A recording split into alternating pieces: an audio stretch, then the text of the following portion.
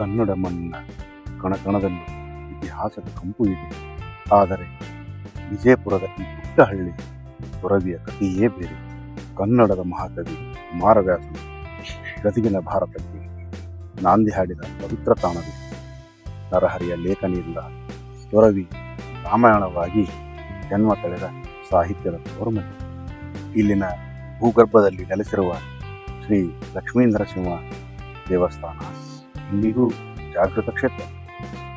ಈ ಕಲ್ಲಿನ ಕಂಬಗಳಲ್ಲಿ ಅಡಗಿದೆ ಅಂದಿನ ಕಾಲದ ದೈವಿಕ ಶಕ್ತಿ ಮತ್ತು ಅದ್ಭುತ ವಾಸ್ತುಶಿಲ್ಪ. ಆದಿಲ್ ಶಾಹಿ ಸುಲ್ತಾನರ ಕಾಲದ ನವರಸಪುರದ ವೈಭವಕ್ಕೆ ಸಾಕ್ಷಿಯಾದ ಸಂಗೀತ್ ಮಹಲ್ ಇಲ್ಲಿದೆ. ಸಂಗೀತ ಮತ್ತು ಕಲೆಗೆ ಮೀಸಲಾಗಿದ್ದ ಈ ನಾಡು ಅಂದು ಜಗತ್ತನ್ನೇ ತನ್ನತ್ತ ಸೆಳೆದಿತ್ತು.